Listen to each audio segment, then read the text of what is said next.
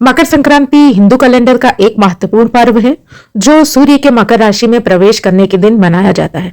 इस दिन विशेष रूप से सूर्य देवता की पूजा की जाती है क्योंकि मकर संक्रांति को सूर्य के उत्तरायण यात्रा की शुरुआत मानी जाती है जो 6 माह तक चलती है और इसे शुभ माना जाता है। जय श्री राम। आप सभी का स्वागत है अपने इस चैनल रिलीजियस रिचा पर। आप सभी को मकर संक्रांति की हार्दिक शुभकामनाएं।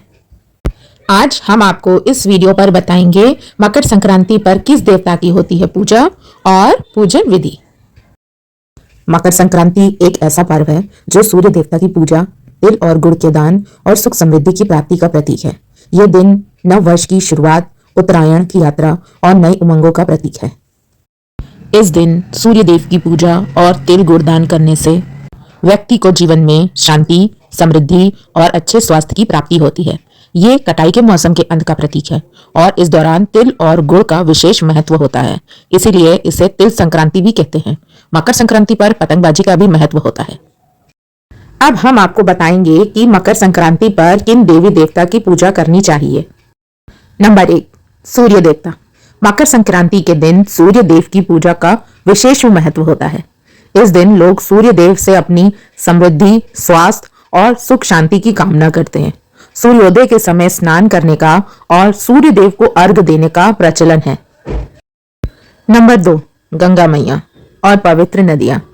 कई स्थानों पर गंगा नदी में स्नान करने की भी परंपरा है क्योंकि ये पवित्रता और शुद्धता का प्रतीक मानी जाती है।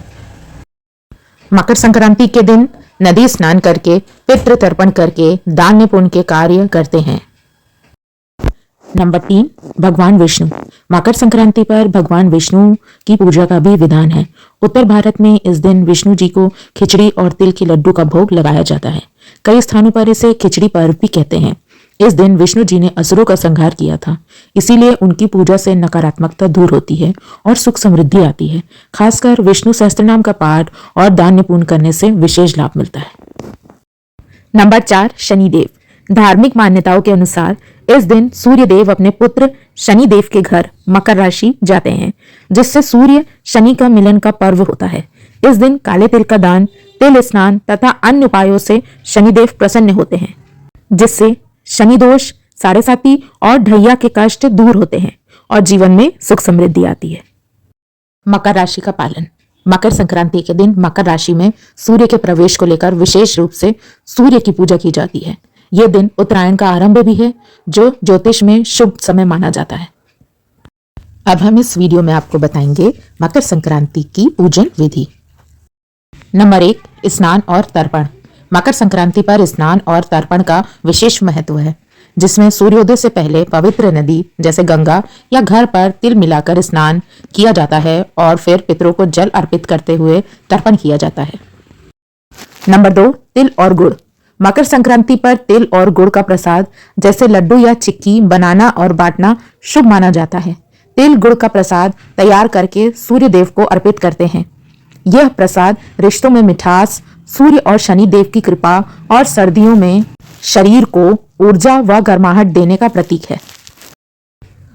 सूर्य को अर्घ और मंत्र। मकर संक्रांति पर सूर्य देव को अर्घ देने के लिए स्नान के बाद तांबे के लोटे में जल, गुड़, लाल फूल, अक्षत और काले तिल मिलाकर पूर्व दिशा की ओर मुख करके सूर्योदय के समय ओम सूर्याय नमः या ओम घृणी सूर्याय नमः मंत्र का जाप करते हुए जल अर्पित करें। जल की धार के बीच से सूर्य को देखें और अर्घ्य के बाद परिक्रमा करें। यह विधि सुख समृद्धि लाती है। नंबर 4, दान।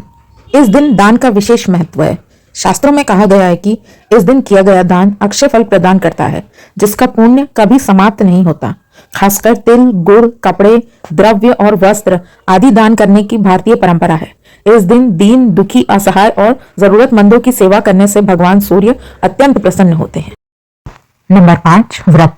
मकर संक्रांति पर कई लोग व्रत रखते हैं, खासकर जब ये एकादशी के साथ पड़ती है, क्योंकि यह दिन सूर्य देव और भगवान विष्णु को समर्पित होता है और इस दिन स्नान, दान और व्रत से अक्षय पुण्य मिलता है, जो पापों का नाश कर सुख समृद्धि लाता है। व्रत रखने का मुख्य कारण सूर्य के उत्तरायण होने, देवताओं के दिन की शुरुआत और पवित्र नदियों में स्नान के साथ आध्यात्मिक शुद्धि और पुण्य लाभ प्राप्त करना है।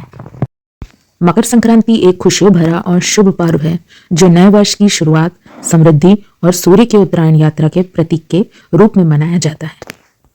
तो कैसी लगी आप सबको ये जानकारी और कैसी लगी ये वीडियो, हमें कमेंट में ज़रूर बताइएगा और हमारे चैनल को सब्सक्राइब करना ना भूलिएगा। धन्यवाद।